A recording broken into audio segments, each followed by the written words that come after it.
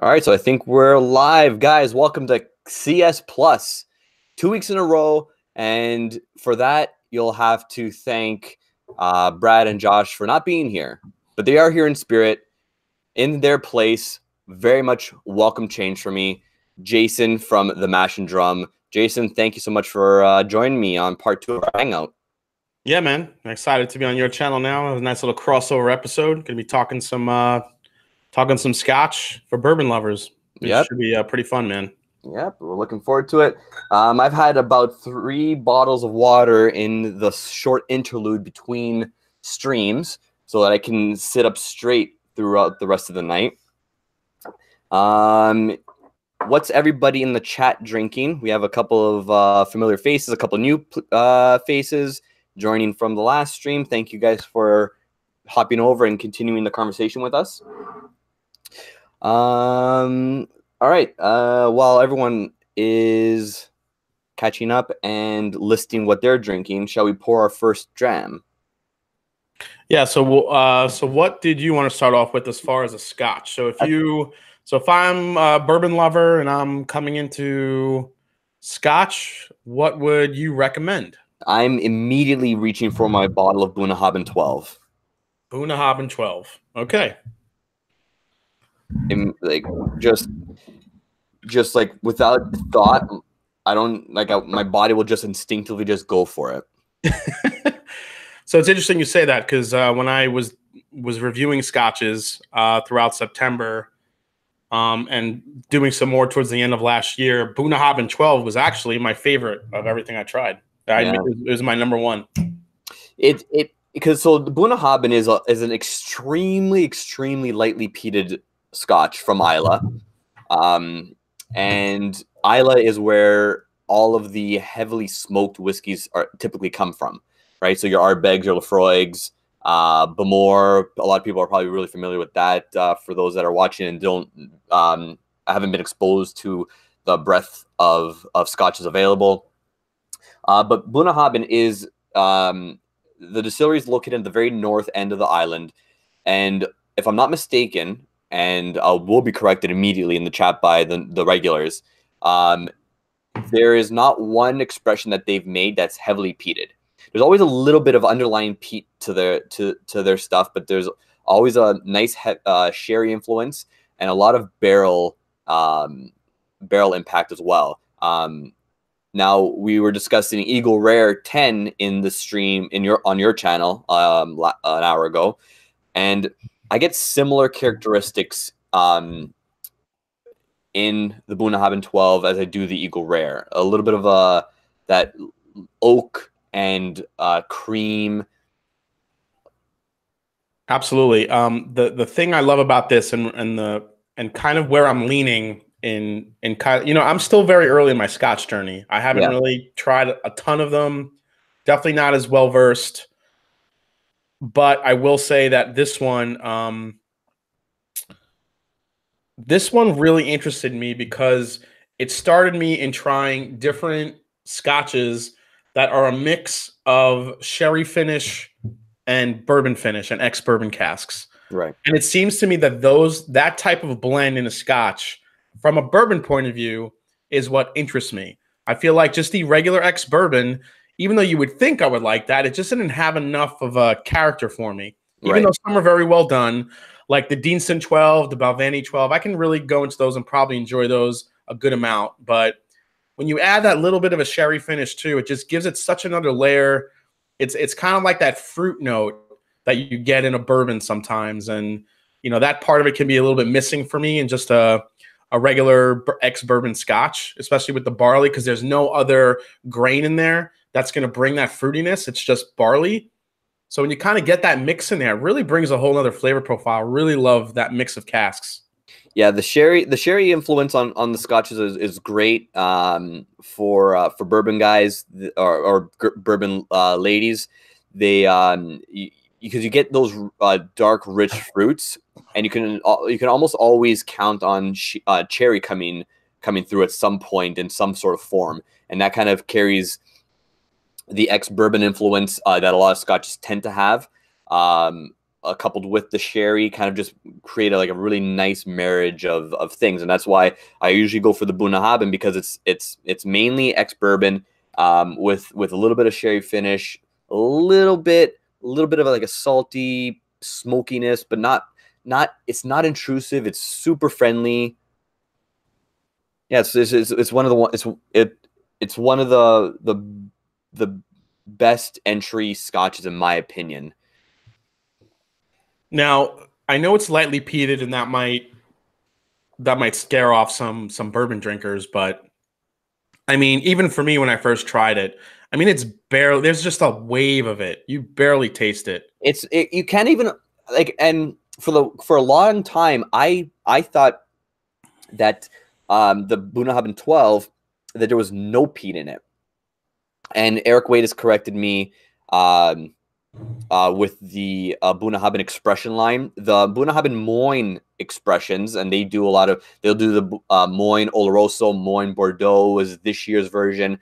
Moyne is Gaelic for peated. So my apologies, guys. The Moyne line expressions of Bunnahabhain are heavily peated. But the rest of the line, I'm pretty sure I can stand by the very, very lightly peated. And you've had peated scotches before, the peat that's in here is almost indiscernible. So going back a bit, I always thought that there was no peat in it, and that the sort of salty, sort of medicinal quality, but not quite medicinal, was just from the water source, right?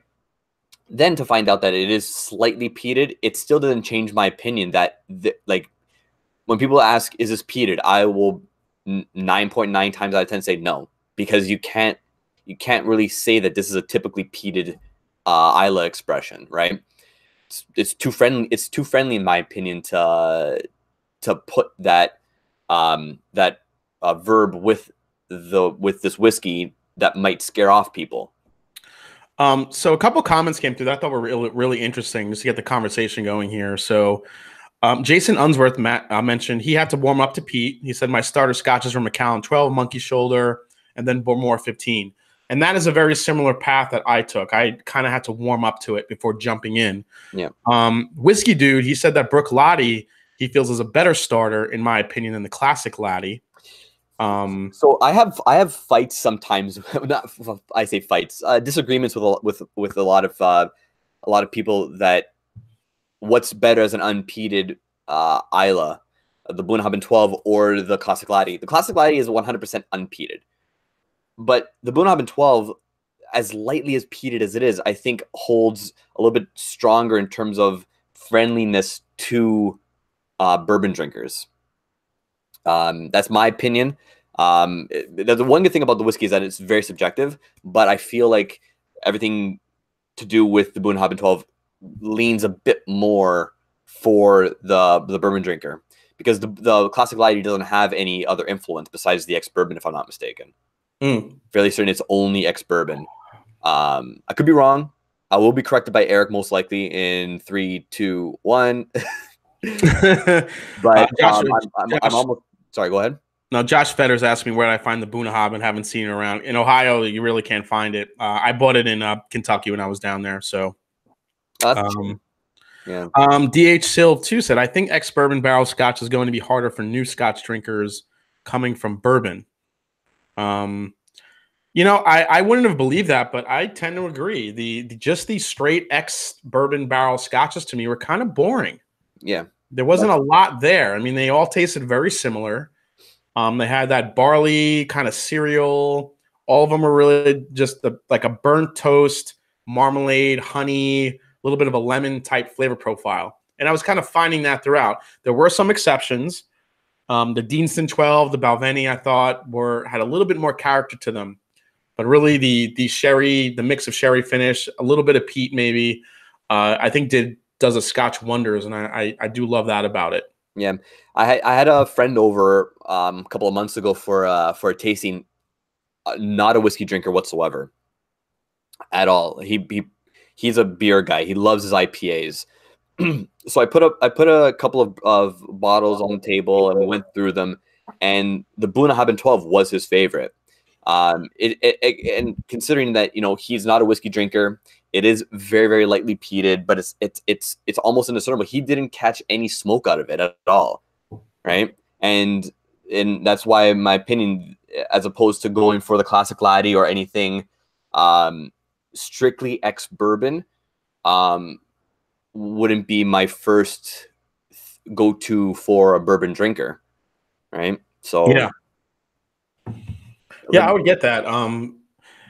It's just it amazed me, the flavor profiles when I first started, all throughout, you know, the different variations in Scotch that there are. So I was glad, because I was getting a little bit kind of you know, kind of jaded when it came to trying the first couple of scotches that I tried. You know, a lot of people told me to start with Monkey Shoulder and then work your way through. And they all just kind of had, you know, 1, 2, maybe 3 notes that were really good. Like I said, there were some exceptions. But when I started getting into like the Deanston, the Bunnahabhains, and then I recently tried Springbank for the first time. oh, how you like that funk? I actually really enjoyed it. I liked it. It was a weird funk, but it is a very weird funk. But I felt like it gave the whiskey a different character I've never tasted before, and I really enjoyed it. Yeah, and I'm still trying to warm up to the Springbank funk, and that's a very interesting thing to kind of sit on for just a quick minute. In bourbon, because you're kind of bourbon's typically a little bit more. Oh God, John V's in the house yelling about Springbank. Is he a big Springbank fan? Oh man, he fights the good fight for Springbank, man. All right, cheers to that. I definitely loved it. Somebody actually mentioned in the chat too, this bottle, which is the Glenfiddich 14 Bourbon Barrel Reserve, which so this one to me, even though it was bourbon American New Oak, 14 years, even though this is American New Oak and bourbon barrels, I thought this had a lot of character to it, and I really enjoyed it. Between this Scotch and the Bunnahabhain 12, I've given this to more people that are bourbon lovers more often than anything, and they've really kind of loved these two. So I think these two are kind of my go-tos to get bourbon drinkers to drink bourbon. Yeah, I'm sorry, to drink Scotch. So going back to the Bunnahabhain really quickly, yeah. When I first poured this for myself, I bought it blind. Actually, I bought it on a recommendation from Josh, who I hope to eventually see in the chat. If not, he wanted to try and hop on at some point. He's like I said, he's in Dallas, I think, if I'm not mistaken, but he's gonna be in his hotel room soon. But he recommended this for me before we had actually met, and he's like, dude, trust me, you're gonna like it. So I bought it, and immediately when I poured a little bit of it, I sat in my chair for a good 10-15 minutes just smelling it, because to me it's like a French vanilla ice cream with a salted caramel drizzle, and then, as crazy as it is, and as bougie as some people might say, you make the ice cream, and then you put a smoker on top of it, and just put a little bit of like a smoke in there, just kind of meld in with the vanilla and the caramel, and then you eat it. Like, you know, ever see those high-end restaurants that do that? That do the like the smoking of cocktails or foods. Yeah, absolutely, yeah. That's where I get that little bit of underlying smokiness, but it's very much just like salted caramel French vanilla ice cream on the nose to me, and super inviting, super easy. Moose 76 is asking Balvenie for bourbon drinkers. What do you think about that? I thought the Balvenie first fill cask one was a really good one.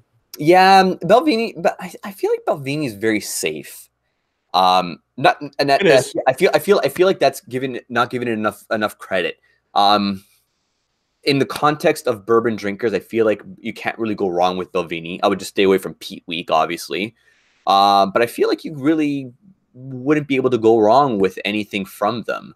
I don't have anything on my shelf Balvenie, so that's why I didn't pull it out.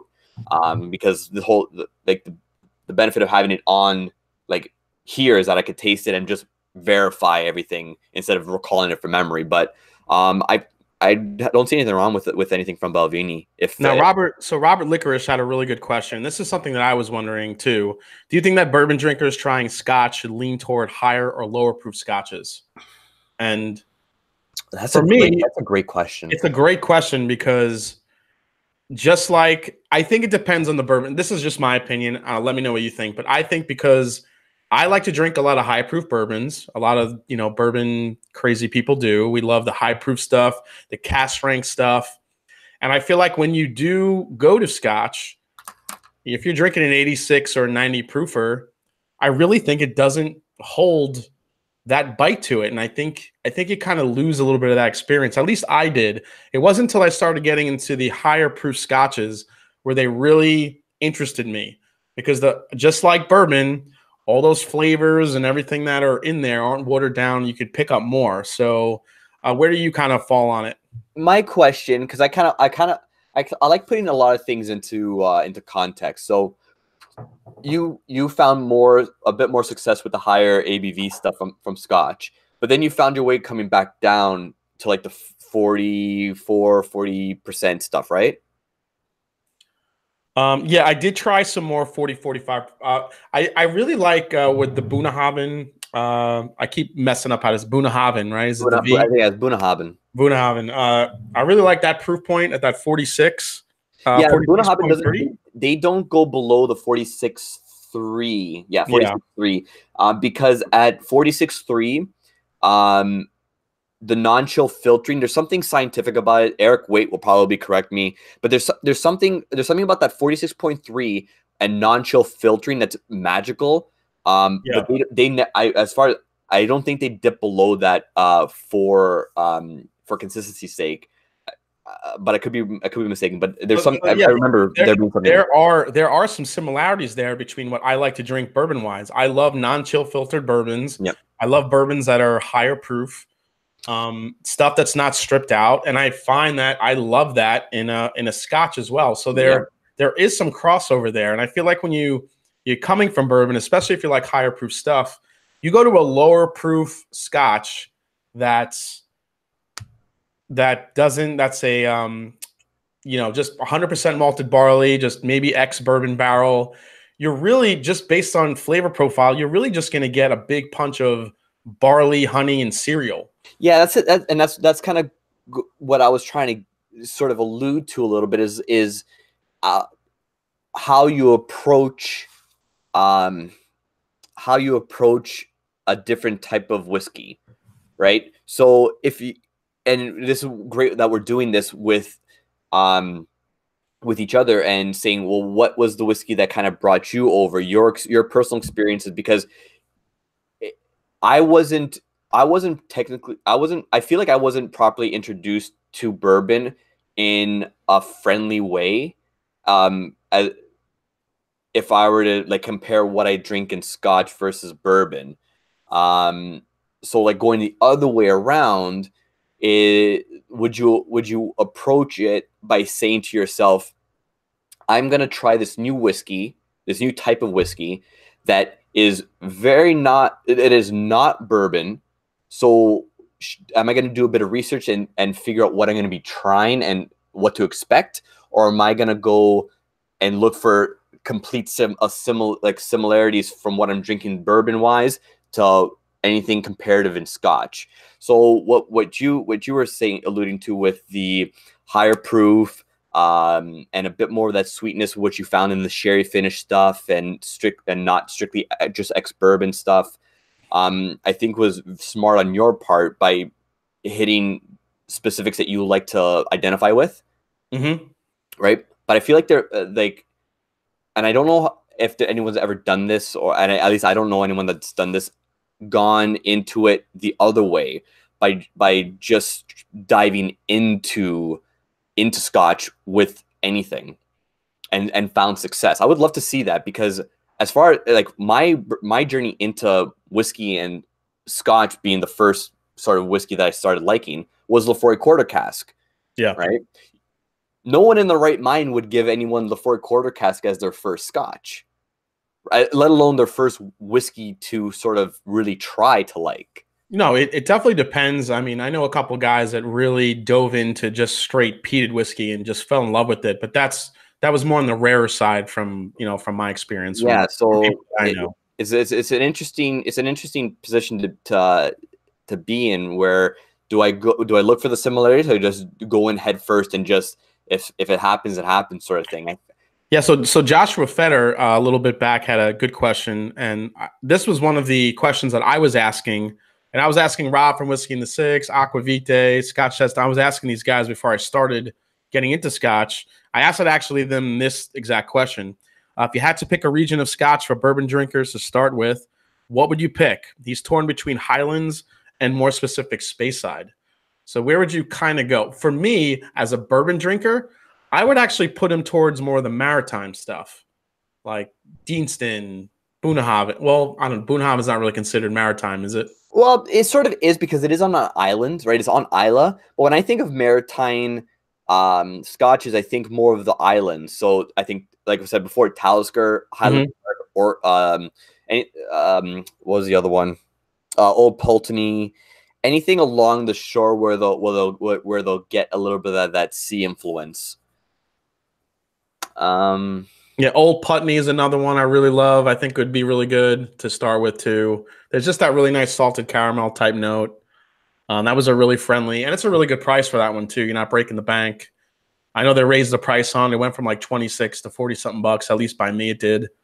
But yeah, you know, there were a few scotches that were a little bit lower proof that I really did enjoy. But mostly, you know, until I tried the peated stuff, which I was completely terrified of,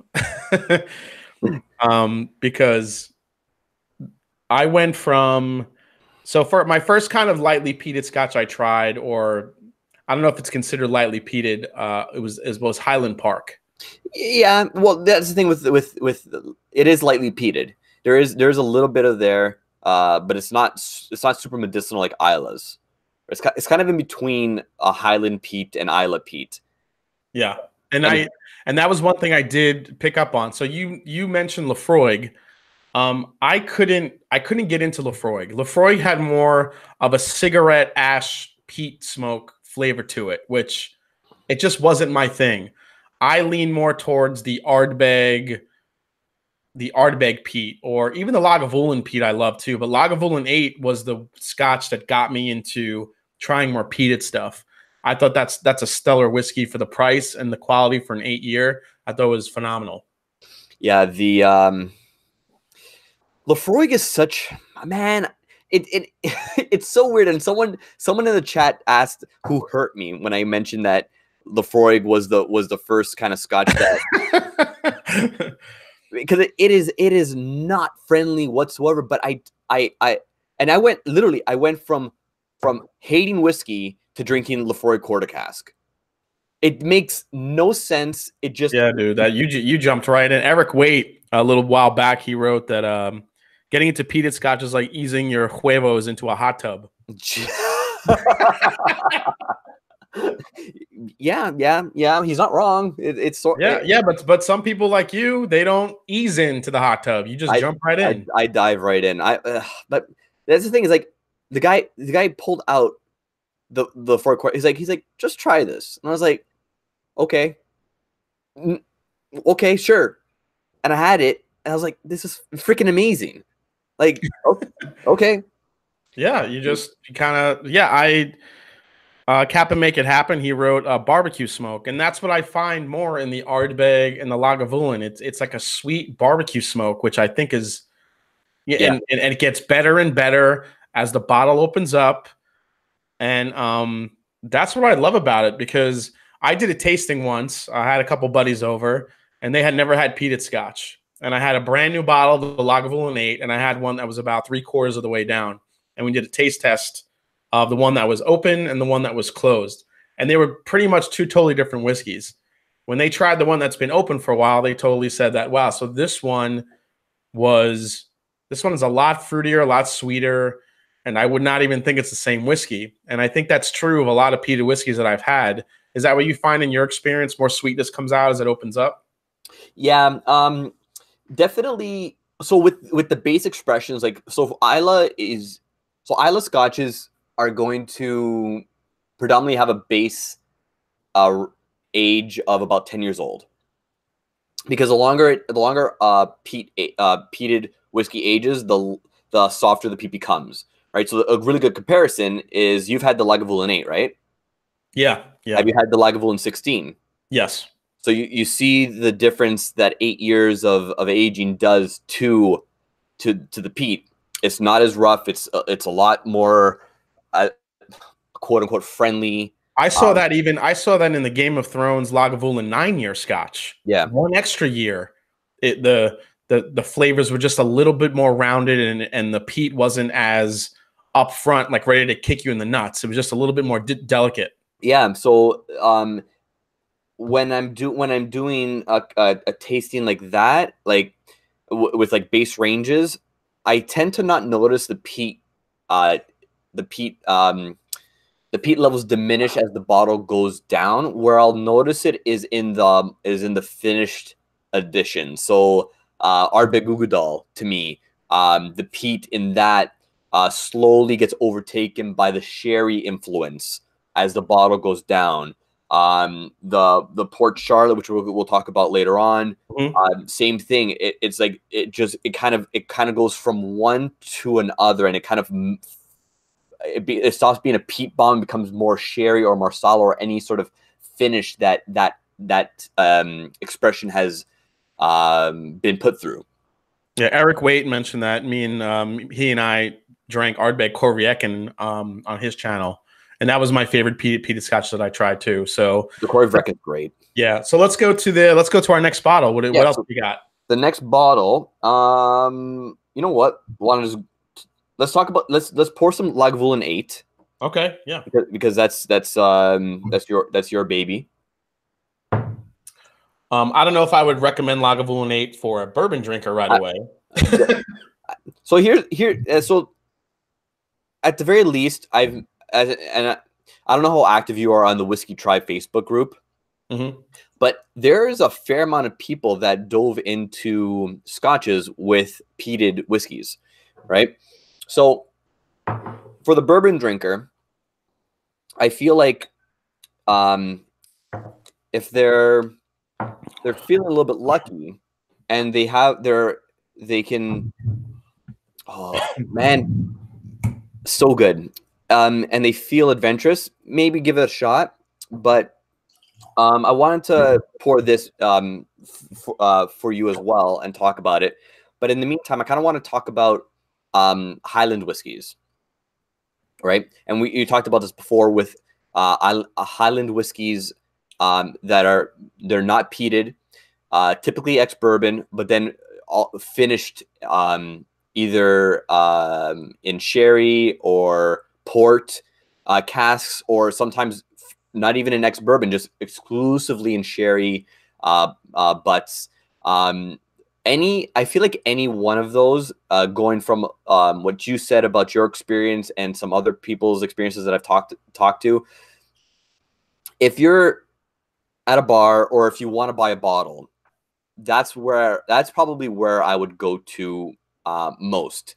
Now, I don't have anything on the shelf, unfortunately, and I hope this doesn't come across as snobby, but I don't have anything relatively inexpensive or easy-ish to find in terms of Highland whiskeys.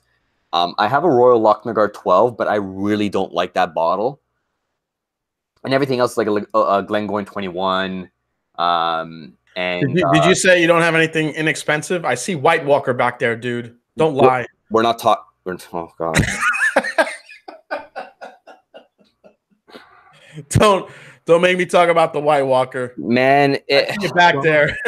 So really quickly on the White Walker, about a month ago, I promised our subscribers that after I finished, I struggled through the review of the White Walker, but I was gonna make a cocktail video as a way of salvaging that bottle if you've had the misfortune of buying it or being gifted it. I have it filmed. I filmed it a couple days ago. It's gonna come out, and you'll be mildly surprised. But I'm never going to talk about that whiskey ever again once that video drops. It is probably the worst scotch I've ever had. I think I'd rather drink Red Label than it. Come on, let's be honest. That's probably a 3-4-year-old scotch, if that they just marketed, put it in a fancy bottle, and got it out to the masses. That's all it is. It's not even a fancy bottle. It's just it's a wrap. Yeah, it's a wrap. Yeah, it's a wrap. It's a wrap on just a regular square. Yeah, man, but it changes colors. People go crazy for that stuff. Man, talk about gimmicky. Yeah, oh, totally. That's all it is. And people bought it up. But not taking anything away from the other Game of Thrones expressions, all of which that I've tried have been great. Yeah, I did like a few of them. The ones that stood out for me, as I mentioned, the Lagavulin 9, the Klein Leash was really good. I really actually enjoyed the Dalwhinnie. I thought that was good too. A lot of people really enjoyed the Talisker, which I hadn't had, but there were some good ones in there. Yeah. Okay. So really quickly, a Monkey Shoulder. If you can get your hands on Monkey Shoulder and a couple of cast strength lifers are gonna know exactly what I'm talking about, because I toot the horn for Monkey Shoulder all the time. Yeah, Monkey Shoulder was the first scotch I reviewed to get into. I think it's a fantastic blended expression for the price. I love it. I haven't been able to go and buy another bottle because I've been buying other things. But if it was up to me, I'd have a bottle on my shelf all the time because it's damn good. But I thought it would be better to kind of explore a sort of challenging-ish whiskeys as opposed to the easy stuff, right? So in the Lagavulin 8, there's a surprising amount of sweetness coupled with the smokiness, right?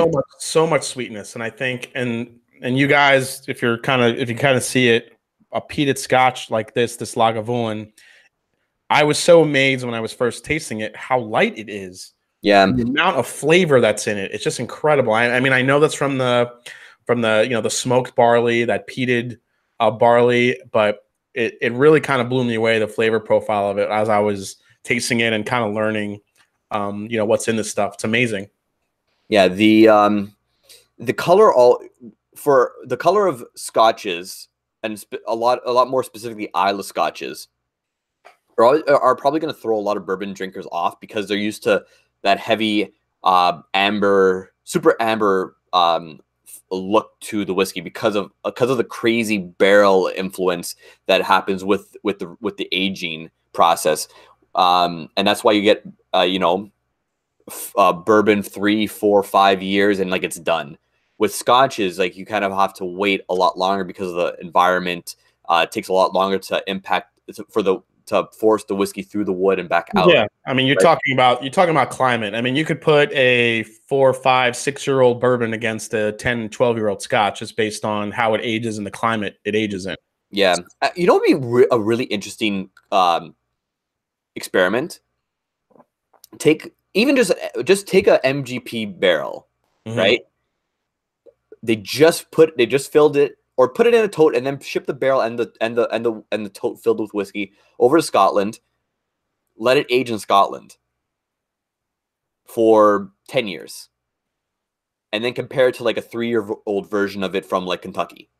Yeah, I would love to see that difference. I would think it would be definitely. It would probably taste like just a younger bourbon. You're not having those extreme temperatures to push the whiskey in and out of the barrel. But the extra time in the barrel, right? I feel like that would be interesting. Well, see, for me, for bourbon, 8 to 12, 13, even 15 is pushing it a little bit for me. But about 8 to 12 years is kind of my sweet spot. That's where I like my bourbon to be. There's a lot of bourbons that come out and they're trying to sell them like scotches, where they're in that 20-year-old range, 22 years. And I think for bourbon, I think you're just kind of killing the bourbon. You're just oaking it to death. And you know what I'm going to do? With the way the temperatures are and the interaction, I just think you can't age it like, I mean, you can, and a lot of people do like that flavor where you're like licking a barrel. But Right. I feel like you're taking away from what the sweetness and what bourbon brings when you do that. But that depends. So you probably could age it for a lot longer in Scotland and get maybe some different flavor profiles. That would be an interesting experiment. I'm gonna win the lottery and do that. You're gonna buy a barrel and have it aged out in Scotland? Yeah, sure. Why not? I won the lottery. I can do what I want. All right, I got you. But yeah, so going back to Lagavulin, just like, do you find an obscene amount of peatiness about it, the smokiness? The first time I opened it, yes. Yeah. But if you watch my review of this, my first sip just kind of, I think I said I got peat smacked, which I did. It was just so much peat. But then as I kept sipping on it, and that review that I did was actually a while. It was pretty long, and I actually edited a lot of the time out because I wanted it to sit and see how it, because everybody told me when you're getting into these, let it sit a little bit. So I did.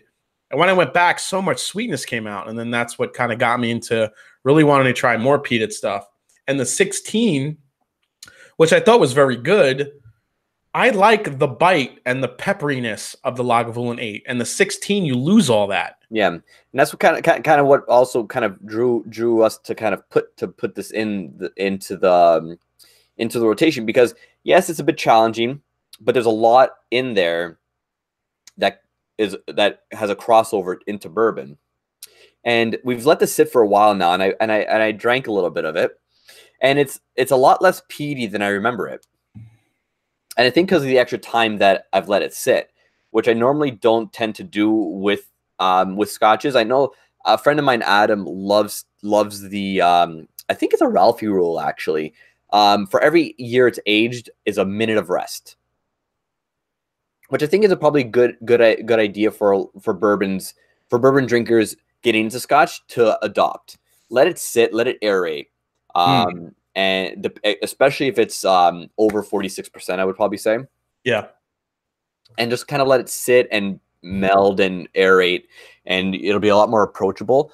But I feel like the lag 8, if you want to be a bit more adventurous, if you want to challenge your senses, there is a definite smokiness about this, but there's so much underneath it that you can and that's that ex bourbon that Lagavulin uses that will draw you back in and remind you of bourbon. Yeah, I had told, hey, Whiskey Dick's in the house. How you doing, Bill? Thanks for coming in. Hey, Bill, what's going on? And actually, Bill, this is perfect. You popping in just reminded me that I have to reach out to you about something you messaged me a month and a half ago about. I apologize. My head right now is just, I need to make a massive calendar of things that I need to do, and otherwise, like my brain is just scattered right now. So, Bill, I'm gonna make a note right now. Yeah, the Lagavulin 8 has this really incredible sweetness to it, and that's what, when I was with my buddies and they smelled both of them, one that was just open and one that was open for a while. They couldn't believe it was the same whiskey, the same Scotch, Yeah. and they couldn't believe the sweetness that was on all that peat underneath it all. And that's what really amazed me about this bottle. So a Lagavulin 8 is one of the few scotches I have that when I run out, I go out and get another bottle immediately because I love it. Yeah, I feel like there's a definite place for it as a scotch for a bourbon lover. Yeah. And I think so too. I think coming from a bourbon background, for a bourbon lover, when you first open this, you're going to probably be disgusted by it, most likely, just because you're going to smell a lot of peat, Band-Aid, all the things that you know about peat or have the misconception of. But I'm telling you, if you let this sit a little bit, the sweetness that is in here, and then you get that little bit of a bite, almost like a high rye bourbon on the end. There are some variances that kind of cross over a little bit, I think. Yeah, it's definitely good, and we could have pulled down, we could have just talked about Monkey Shoulder. We could have talked about Glengoyne. But I feel like, and this is coming from the extremist in me, I feel like it's and I have faith in people, right? And this is also because of my background being introduced to whiskeys is like just dive right into it. You'll like it. Just take it with caution and do a couple steps like Jason was saying. Let it sit, let it air a bit, and approach it with a bit of caution. But I think that you guys will do just fine with it. Joshua Fetter has been just on fire with some of his questions tonight. And that's a new name for me, and I'm glad to have you over here. He's apologizing that if it's off topic. This has been like a 2-hour conversation, so it's not quite off topic. Yeah. But if you had to pick a top 3 of American single malts, who do you got? You're probably more capable of answering this, but I just want to give my quick impressions because I've only had I believe 2 American single malts. I've had a Balcones single malt, which was absolutely amazing. It blew me away. I actually have a sample coming to me very shortly, and I will be putting out a review of it because it's so damn good. And I think Josh is sending you some stuff as well, right? I think he may have included that or not. Yeah, but I mean the Texas single malt's one of the few Texas whiskeys I've had. And it's delicious. Yeah, it's freaking awesome. And I don't recall the other, but I'm almost positive that I did. So I was in Austin for 2 days in August, and literally it was 48 hours of a drunken blur. I had a conversation with Roy from Aquavite that I don't remember. It was a whirlwind because I left Toronto at 4 in. I flew into Austin. I barely slept. We drank all day, and then we drank all day the next day, and then I stayed up all night to leave Austin at 2 in to get back to Toronto for a wedding. So it was just a blur. But I'm almost positive that I had another single malt. So yeah, for me, the Balcones single malt, only because it's the only thing that I can remember, is absolutely amazing. So is Josh asking top 3 American single malt? Top 3 American single malts. Oh, top 3 American single malt. Okay. Yeah, I would definitely put the Balcones up there. Notice how I corrected it. It's Balcones, not Balcones. Or balconies. Or balconies. Woodford Reserve makes a malt whiskey, but it's not a single malt. So that's more of it has a little bit more of a bourbon profile. But if I would have to say single malt, the 2 that I've had that I really enjoyed was the Balcones and actually Stranahan's. I really enjoyed a lot too. Sorry, Westland. That was the other one. At Westland, that was the other one I was going to mention. Westland, yeah. I had a pour of, and I actually really enjoyed it. But I like the Balcones one better because I felt like that one had a little bit more of that Texas funk to it, which I kind of enjoy. Mm-hmm. Westland Peated Neckpour said I haven't tried the Westland Peated yet. I would love to try to get one of those. I don't think I had the peated, but the Westland reminded me that yes, Josh had me try the Westland single malt at his place when I was out there. Yeah. Besides so far we've had the Bunnahabhain. We've touched on Highland whiskeys. We've touched on the islands a little bit. And is there, before we move on to let's see what time it is. Before we move on to the last one, is there anything specifically that you've had that you might not have on deck that you've had in terms of scotch that you've really, really liked? As far as stuff that I would recommend for bourbon drinkers, stuff that you'd recommend, maybe something that you might not have, but something that you've tasted that you might not have a bottle of that you can recommend. Well, one that I've gone through 3 bottles of this stuff. It's the Compass Box Spice Tree. Ooh, that's a good one. I would highly recommend this to a bourbon drinker because the blending, as we all know, Compass Box is amazing blending.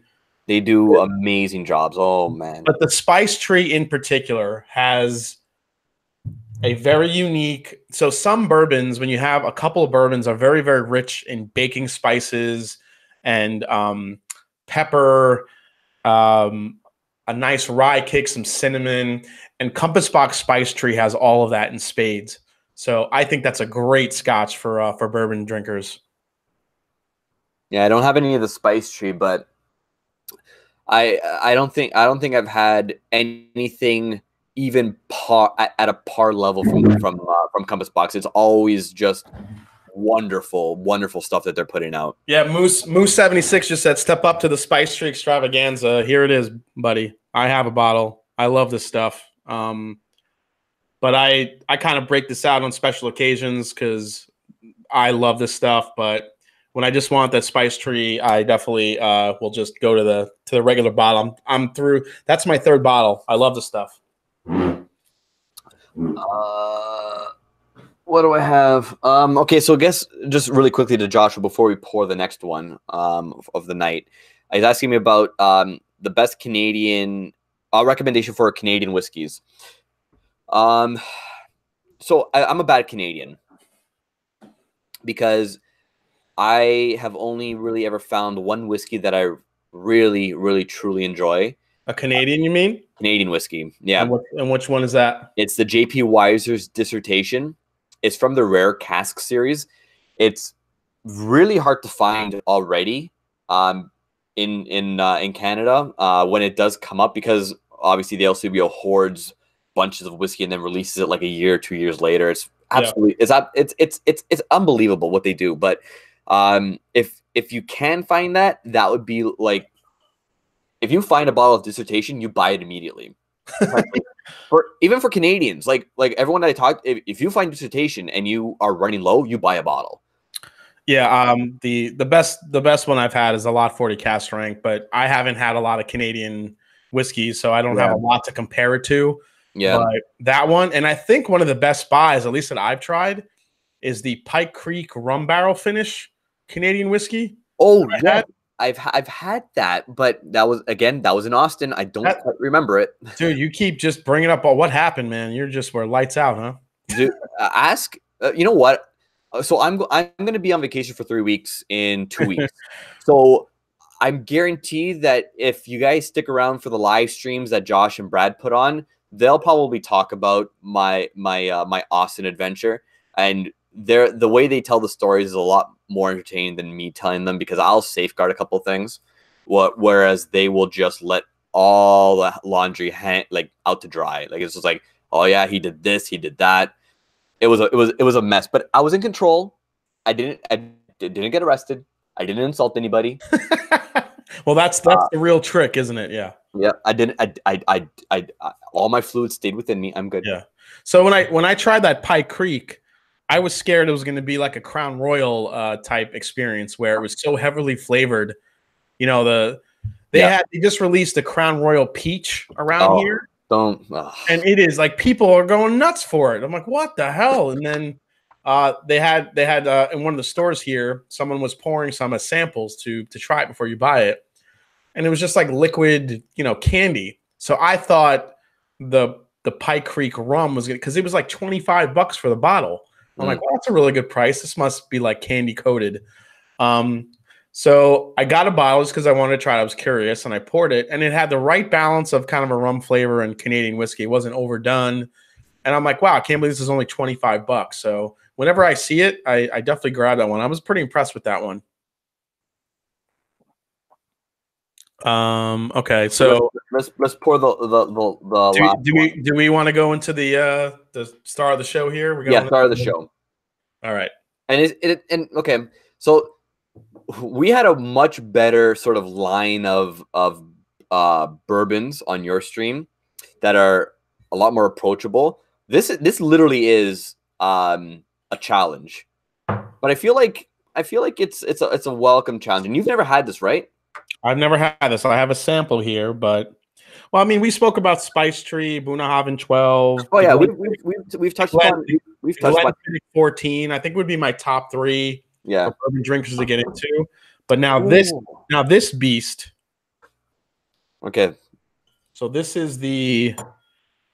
This You want to explain exactly what this is? Because I got to open my sample here. Yeah, so you open your sample, I'll explain this. So, guys, this is the Port Charlotte MC01. Okay. Port Charlotte is from Bruichladdich or Bruichladdich, but Bruichladdich is I think as close to pronunciation as I can muster right now. The Port Charlotte line is their heavily peated line. So they have the classic Laddie, then Port Charlotte, and then Octomore. Octomore being super heavily peated, Port Charlotte heavily peated, and classic Laddie obviously unpeated. The new MC editions are finished in specific casks. This one here is finished in Marsala casks. Marsala, for anyone that doesn't know, is a fortified wine from Sicily, which is the ball part of the boot and ball of Italy.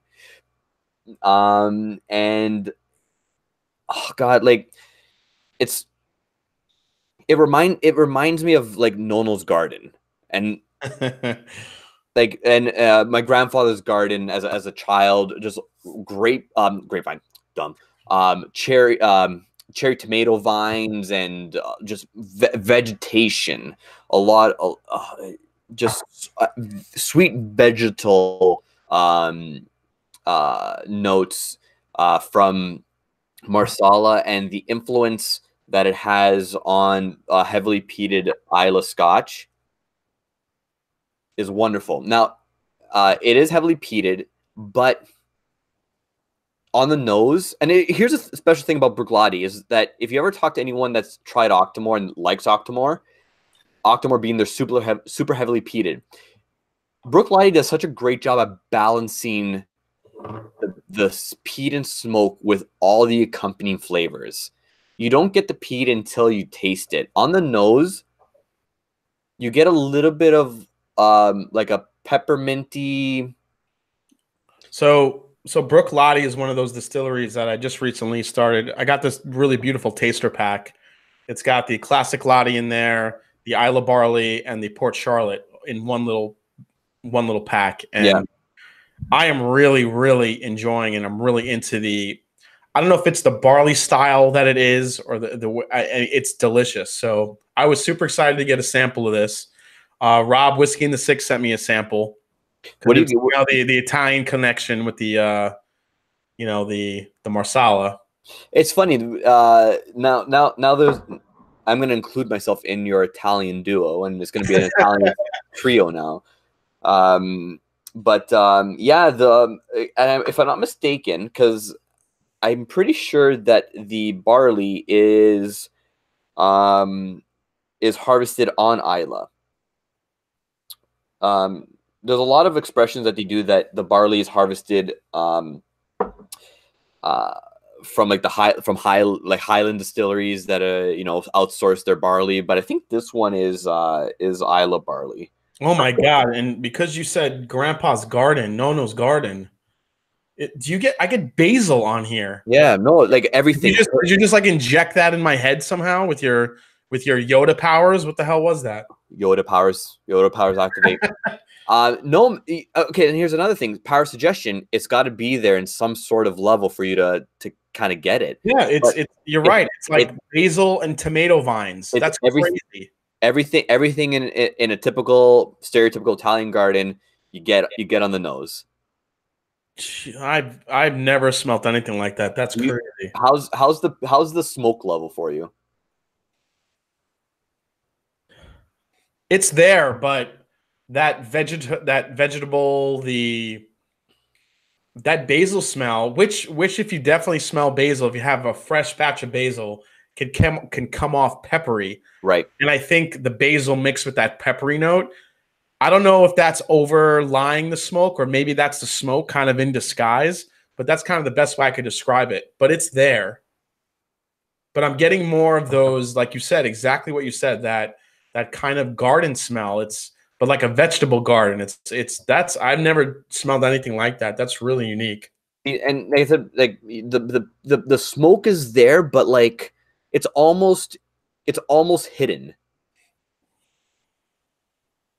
It is. It's It's more of a You have saltiness. to really kind of stick your nose in there and take a nice breath with like your mouth open. You get And then you get smoke. Yeah, so I get a bit of a saltiness, but as well, accompanying all the herbs and everything, a salted peanut shell. Yeah, I could see that. Right, and so it is aged. The initial maturation is ex bourbon, right? Then what is this? So this is pure ex bourbon and then Marsala. That's it. Yeah, it's finished. If I'm not mistaken, upwards of a couple of months or up to a year in Marsala. Oh my God, this is a Christmas chestnut, a roasted chestnut. Wow.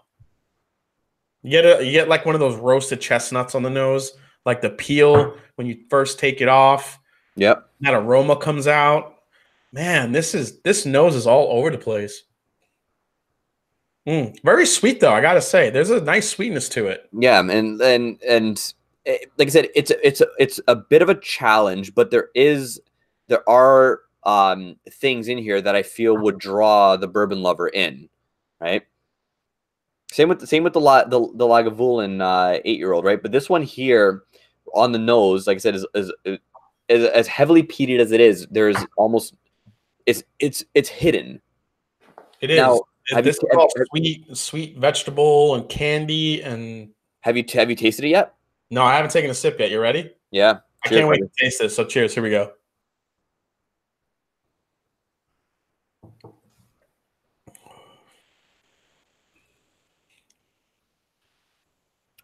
Holy, what the hell? I'll let you compose yourself. All right, so smoke, peppery basil, mid palate. The smoke hits me on the mid palate. I get a little bit of a touch of the smoke, and then the finish. The finish is all of that beautiful Marsala flavor and that sweetness and that beautiful peppery barley note I get from Bruichladdich. Am I on the right track there? 100%, dude. 100%. Someone up here, Kappa Making Happen. I'm sorry, man. My memory's awful. I forgot your name, but yet I feel like I'm a little numb to peat. But like I still taste. I get it, but it's everything else dominates in my opinion. The sweetness. A little bit of vanilla kind of comes through near the end of the finish, right? But the smokiness is, I don't know even how to really describe it, but it's not a typical Isla, in my opinion. So if you've ever cooked with Marsala wine, yeah, and you cook it down, and my grandmother, she used to make some stuff with Marsala. The flavor I'm getting on the end of this, the back of the palate, when you cook Marsala down and it gets to the point where it becomes thick and gooey. When you reduce it, yeah. And concentrated, that's what I'm getting on the finish. But it's not so much the flavor. It's when my grandmother did that and the aroma would go through the house. Yeah. That's the type of sweet smoke that I'm getting on the finish of this. This is amazing. This is so good. Wow. Yeah, so he was saying it from a bourbon-only drinker's perspective. Okay, 100%, I agree. But here's the thing: is like you can play it. So that's where we were kind of inadvertently going. You can go the approachable, safe route, or you can go with something a bit more challenging. And I feel like the two that we landed on with the Lag 8 and the Port, and this is a little bit of a tougher bottle to find. And if I'm not mistaken, I think it's travel exclusive. I don't think so because I bought this not traveling. So if you can find this, I don't think you can go wrong. If you like a little bit of not smoky, just and piggybacking off what you said about the Marsala reduction happening with your grandmother, a stove top kind of smoke. Yeah. Yeah, absolutely. A cooking smoke, not a campfire smoke. Yeah, not a campfire, not a peat smoke. Not a peat smoke. Yeah, It's a like a cooking smoke, which I think is a lot more approachable. Yeah, absolutely. I would agree with that. It's not that Band-Aid medicinal smoke that a lot of bourbon people are afraid of. This is more of a sweet cook smoke. I would have never thought that this could be something approachable for a bourbon head, and maybe it's not, but at the same time, I think if some bourbon people try the Balvenie 12, they try the a Glenfiddich 12 or something that's not sherried, I think there's something here for you to try, because there's so much complexity in this. And I think that's, when you start drinking bourbon, you really get into it. You want some more complex bourbons, and it's hard to find that sometimes, but when you do find it, you stick with it. And I think the same happens with Scotch, and especially in my journey. I tried some fruity stuff, some sherry only, some bourbon cask only stuff. And there was definitely some good whiskey there, some good Scotch, but it just didn't offer the complexity and the wow factor. Drams like Bunnahabhain, Lagavulin 8, the Compass Box Spice Tree. I mean, notice how they're all very different Scotches, but they all offer something that I think a bourbon lover can hold on to, or at least find something there. So I think we really ran through a great selection here tonight. Yeah, no, it's oh God, and it's been a while since I've poured myself a little bit of this, because it's so special, and the Marsala cask. You know what? I'm gonna see if I can get you some of the Puni Alba, which is an Italian single malt. Sorry, I say single malt whiskey. Relatively young. It's about I believe 2 to 3 years, and then aged about a month or so in Marsala casks. I'm gonna see if I can try and get you a sample of that to compare with the Port Charlotte, and have you do a comparison between the two, so you can see the difference between young maturation and older maturation of the Marsala influence. It's a very interesting side by side. I will say this is probably one of the most unique. This is one of the most unique scotches, just whiskeys alone, that I've ever had. It's got the nose. This is one of those where the nose does not match the palate, but in such a good and amazing way. Because the nose, like we said, it's vegetable, it's basil, it's sweet, it's a little bit of smoke. But then when you taste it, this chestnut smokiness comes through, and it's so complex. It's definitely one of the most interesting whiskeys. One of the most interesting scotches I've had to date. Stellar stuff. If anyone wants to try like complex Isla whiskeys, and this isn't specifically for bourbon drinkers, this is just for anyone that drinks Scotch but has been hesitant to jump into Isla. What I would suggest is, if you only drink Highland whiskeys, try an island whiskey. My preference would be to go to Talisker 10, get a little bit of that salty peatiness. It's very light, but you get into it, and then jump into the Bruichladdich distillery. And their whiskeys are so damn complex. Their nose to taste, there's like a couple of things that you can like, okay, well, this connects, but there's so much variance between what you're nosing and what you're tasting in their expressions, that it kind of blows your mind a lot of the time, and it just makes for a great drinking experience. Hey, Rob just jumped in. So Rob, Whiskey in the Six, he's the one that sent me this MC01 Port Charlotte sample that we're drinking, and it's absolutely amazing. What's going on, Rob? Yeah, the MC is great. So I want to pour one more. This is a just before we go off. It's 11:11. But I want to pour just one more. just in honor of um, uh, our whiskey journey, right? And I'm not too sure if you have. Do you have your first? This is completely impromptu, but do you have the first whiskey you've ever tried? The first whiskey I ever tried? Yeah. Do you happen to remember or have a bottle or a sample of the first whiskey that you loved? Well, the first one, yeah, it would be Booker's. Yeah, I have plenty of Booker's. Would you Do you want to toast off with just a little pour of your first bourbon? Yeah, sure. You know what? I'll grab it right now. Give me. Yeah. The first, so if anyone's joined after I mentioned it or whatnot, my first scotch was the Lefroy Quarter Cask. A buddy invited me over. He goes, "You're gonna like whiskey. Have this." And I was like, "Okay, cool. Let's do it." So, in honor of our journey and a new friendship, I poured a little bit of a Lefroy Quarter Cask.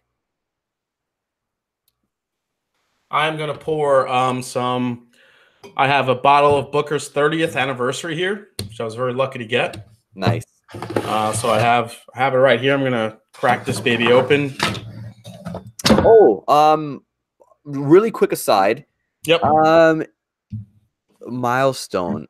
Oh, did we? Oh, we passed 700 subscribers. Thank you, everyone. Oh, there you go. All the new subscribers. We just passed 700. Fantastic.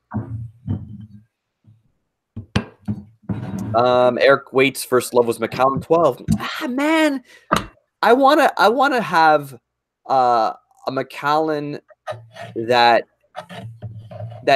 wows me, and both in taste and in price. So the next, well, congrats on the 700, first of all. Thank you. Cast strength, congrats. I'm glad I'm glad you guys are able to, maybe some of my viewers and your viewers are kind of came together, get you over that 700 mark. What I really want to do is get Eric Waite over 1,000. And yeah, that's the next big milestone for he's close. So Eric Waite Whiskey Studies. If you guys haven't subscribed to Eric Waite Whiskey Studies, get over to his channel right now and subscribe. Let's get him over the hump. He's right at 950 something or something like that. Something like that. Get over there and get him over 1,000. He deserves it. So, all right. I love this Booker's story. This is everything you love about Booker's, but amped up about 2 notches. It's amazing. And the Lefroy Quarter Cask, there's nothing to say about it. It's ruthless. It's ruthless Pete smacking the nose. Just ridiculous. And I love Lefroy's marketing campaign with all of their stuff. If you go to the Lefroy website and look at the testimonials, you'll pee your pants laughing. One of my favorites describing Lefroy Quarter Cask was, "It smells like burning orphanage." Which is absolutely terrifying. Who the hell says that? That's terrible. It's absolutely terrifying, but it's 100% accurate. Eric Waite said, "Thanks, I'm patient, working hard, enjoying the journey." Yeah, Eric, Eric does. I love Eric's channel. It is a phenomenal job. And actually, thank you to all you guys watching. I've gotten a lot of great feedback on my March Madness bracket, my 16 bracket challenge. So that's we didn't really talk about that. That's a great series you have going on right now. Yeah, it's a tough job trying 16 different bourbons. You know what I'm saying? Yeah, you'll take the. I'll take it for the team. I'll take it for the team. That's what I'm. See, now the water didn't really help at all. Now I'm starting to feel all the whiskey. So words become a problem. But oh man. All right, so Jason, I want to thank you for coming on and talking. It's been a blast, man. I love these things. So yeah, thank you for coming on my channel. As we said before, I think this was a fun night of kind of going back, a good crossover episode. I hope to do this more with some other channels. I hope you do too. Congrats on passing 700. Thank you. And so this was a lot of fun, man. Yeah, perfect. So guys, thank you very much. And next week, you will most likely see Brad, Josh, and myself back together for a standard just kind of hangout live stream. Keep on the lookout. We're still doing Irish Appreciation Month on the channel, so Monday, Wednesday, Friday videos. Myself, Brad, and Josh, respectively, on those days. And yeah, thank you for joining us. Everyone that's been joining us since 9, a little over an hour and 2 hours and 50 minutes ago. You guys are troopers. It's been great hanging out with everybody. And I do want to mention real quick, tomorrow night on Whiskey in the Six with Rob, I'll be on there. We're going to be drinking some Redbreast. We're doing some Redbreast 15-year and the Redbreast Lustau. Oh, nice. So definitely you guys, tune into that. Eric Waite's going to be live with Bourbon Blind on Friday at 5 p.m. Pacific, 8 p.m. Eastern. So we have a lot of good stuff coming up this week, guys. So hope to see you all there. Whiskeytube is alive and strong. So yes, it is. Cheers. Cheers, my friend. Great talking to you. Take care, man.